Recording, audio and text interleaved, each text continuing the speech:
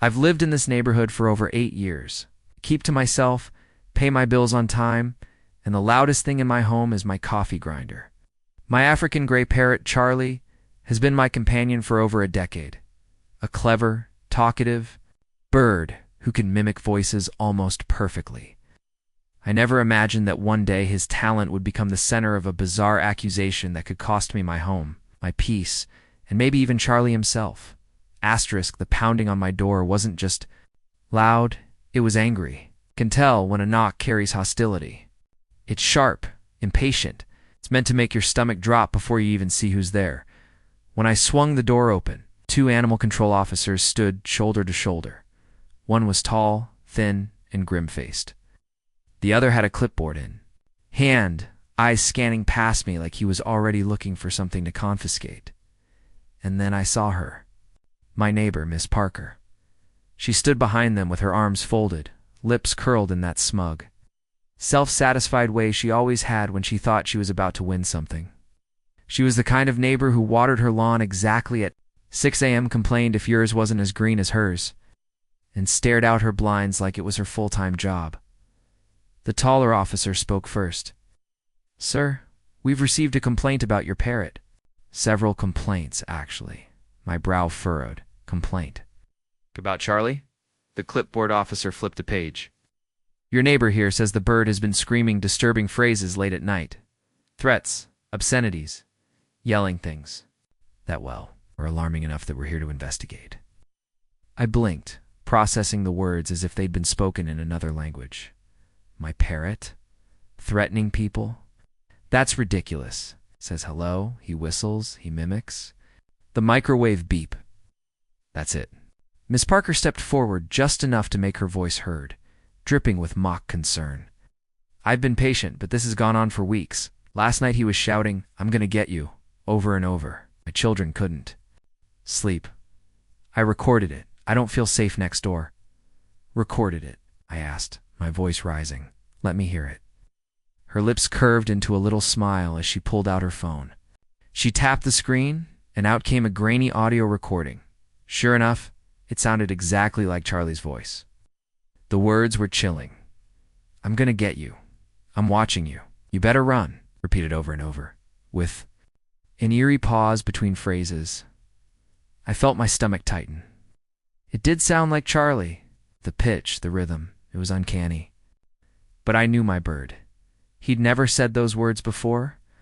Not once. "Where did you get this?" I asked sharply. She tilted her head, feigning innocence.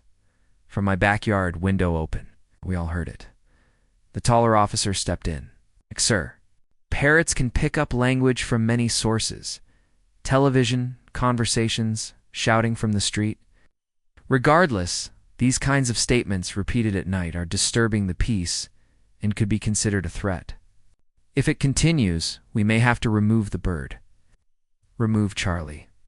The words hit me like a punch to the chest. Charlie wasn't just a pet. He was family. He'd been with me through my divorce, through losing my father, through long nights when the only sound in my apartment was his gentle chatter. The idea of him being taken away because of something this neighbor claimed made my blood run hot. I stepped aside, blocking the doorway with my arm instinctively. "Look, Charlie doesn't yell things like that. This is insane. Come in and see for yourself. But I'm telling you, he's not dangerous." The clipboard officer gave me a measured look. "We'll need to do a welfare check on the animal regardless. If the noise continues, we'll issue a warning. After that, we have authority to remove him for investigation." I could feel Ms. Parker's eyes on me, almost glowing with satisfaction. She'd always had an issue with Charlie's occasional chatter during the day once. She even complained that his whistling was too shrill. But this was different. This was calculated, and that's when the first shadow of doubt crept into my mind. Could Charlie have picked up those words from somewhere else? I'd never said them. I barely even raised my voice in this house. So where? Looked over my shoulder toward the living room where Charlie's cage sat near the open window. The window that faced directly toward Ms. Parker's backyard. The taller officer glanced at his watch. "We'll be back tomorrow to follow up.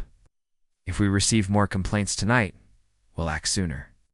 I wanted to slam the door, but I didn't. I stood frozen, watching them walk down the path. Ms. Parker lingered just a moment longer, locking eyes with me. That smile again. Then she turned and followed them. As soon as they were gone, I walked into the living room. Charlie tilted his head at me from inside his cage, blinking those intelligent gray eyes. "Hey, buddy," I said quietly. He gave a little whistle. Then, in perfect mimicry of my own voice, he said, "Don't worry."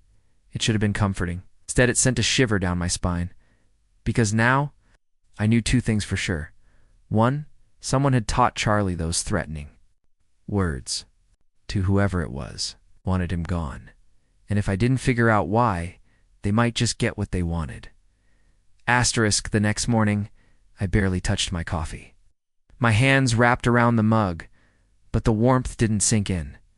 I'd spent the night tossing and turning, replaying that recording in my head, trying to find an explanation that didn't make my skin crawl. By 9 a.m., the knock came again. This time it was lighter, more procedural, but the sight on my porch still made my chest tighten. Same two officers. Ow. Same clipboard. Same grim faces. "Morning, sir," the tall one said. "We need to follow up on yesterday's complaint." "May we come in?" I stepped aside, my eyes darting past them instinctively. "No, Miss Parker in sight." That was unusual. I'd half expected her to be peeking around a corner, hungry for a front row seat. The clipboard officer scanned my living room. As he entered, his gaze landed on Charlie's cage almost immediately. My parrot was perched calmly, one claw tucked up, eyes bright. "So, this is Charlie," the taller officer said, almost like he was greeting a suspect. I forced a thin smile. "Yep, 10 years old. Smartest bird you'll ever meet." Smile back. "Let's hear him talk." I turned to Charlie. "Buddy, say hello." Charlie tilted his head and, in a cheerful tone, said, "Hello." The officers exchanged a look. Clipboard guy scribbled something. "Charlie, can you say how are you?" I prompted. "How are you?" came the reply, crisp and friendly. A. Few minutes passed with harmless chatter, whistles, beeps, a perfect imitation of my phone's text tone. The officers looked unconvinced. Tall officer leaned closer to the cage. "Charlie, can you say I'm going to get you?" I stiffened. "Hold on. You can't just..." Before I could finish, Charlie shifted on his perch and, in a chillingly perfect mimicry of the voice from the recording, said, "I'm going to get you." The room went dead silent. Even the refrigerator hum seemed to vanish. Clipboard officer's pen froze mid-note. Tall officer raised an eyebrow. "That's exactly what we heard yesterday." My mouth went dry. "I don't know where he learned that." He could have picked it up from anywhere," tall officer interrupted. "Neighbors, TV, even someone walking by outside. But the fact that he's saying it now tells us the complaint wasn't fabricated." Something in me snapped. "Not fabricated? Did it occur to you that maybe someone taught him those words just to cause trouble? He's a mimic. That's what parrots do. He's been by that open window for years. Anyone could have stood outside and said anything." The officers didn't reply. Instead, they began a welfare check. They inspected Charlie's cage, the food and water dishes, even the perches. Clipboard officer asked about his diet, his vet history, his toys. I answered everything, keeping my voice steady, even though my pulse was hammering. But all I could think about was last night, the open window. Ms. Parker's yard just beyond, her habit of spending hours tending to her flower beds within earshot. "He spend much time near this window?" Clipboard officer asked, jotting notes. "Yes," I said. "It's his favorite spot. Gets sunlight in the morning." "Would you say he could hear conversations outside clearly from here?" "Yes," I admitted. My gut clenched because I could see where their thinking might go, but not far enough. Tall officer straightened. "Here's the situation. If we receive more complaints within the next week, we'll have to take Charlie into custody for observation. That means he'd stay at our facility until the investigation is closed." I don't think I need to tell you that parrots don't handle sudden separation well. My jaw tightened. "So what you're saying is, if someone keeps making these accusations, I lose my bird." "That's the protocol," he said flatly. After a few more notes, they left this time without the usual polite, "Have a nice day." As the door clicked shut, I leaned against it, my mind racing.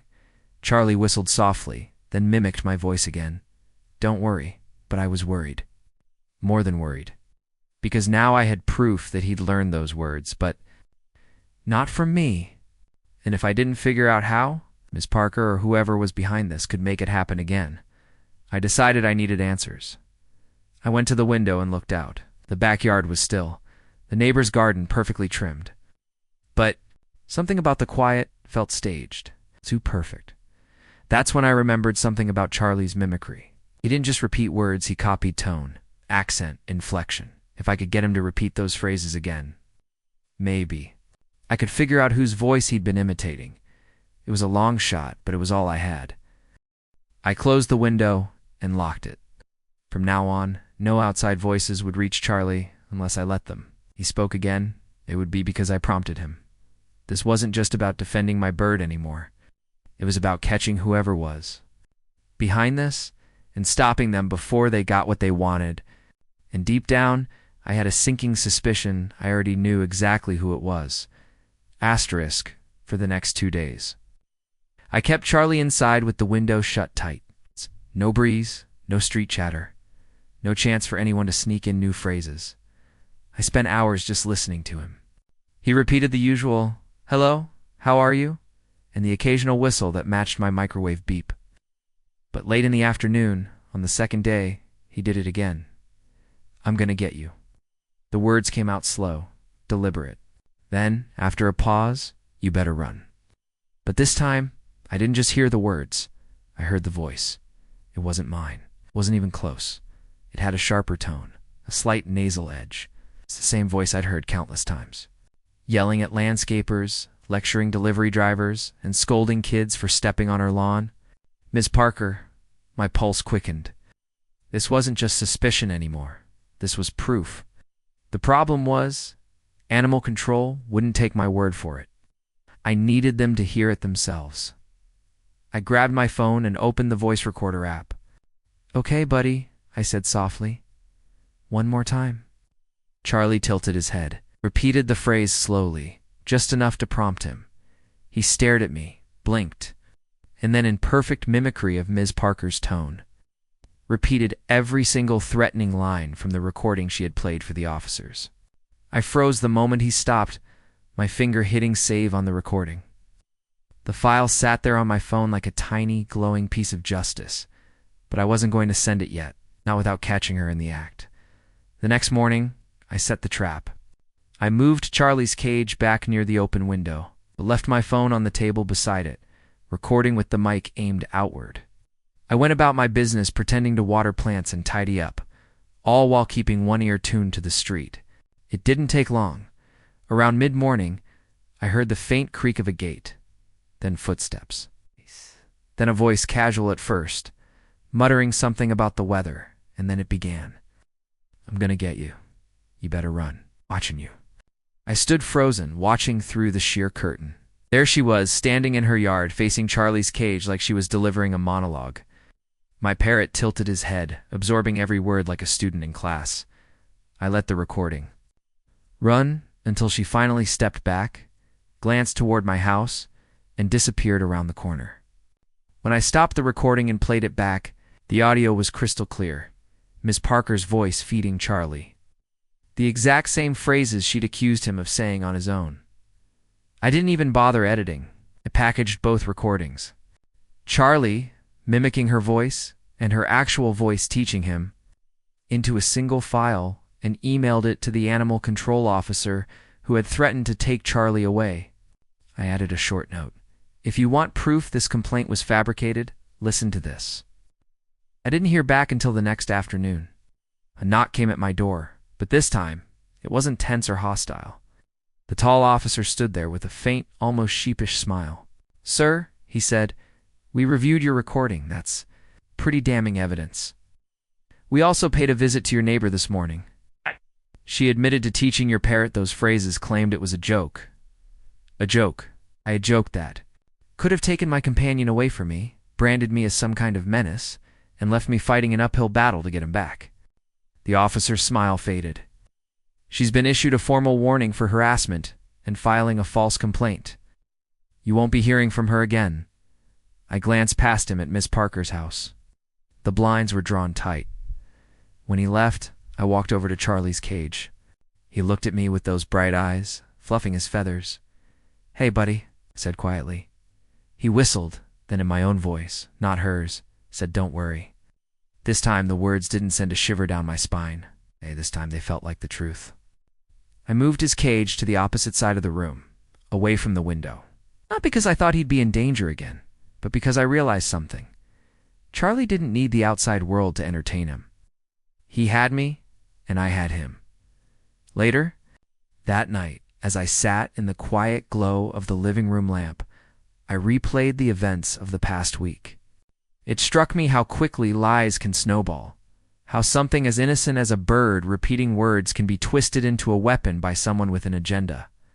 But it also struck me that the truth, no matter how small, can still win, even if it has to come out in the voice of a parrot. I reached over and scratched Charlie's head gently. "You know," I said with a half smile, "you might just be the best detective in this neighborhood." He gave a little squawk, then mimicked the sound of my laughter, and for the first time in days, I laughed for real.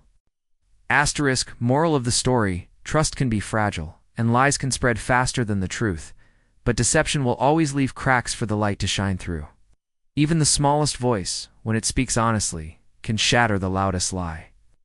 In the end, truth doesn't need to shout, it only needs to be heard.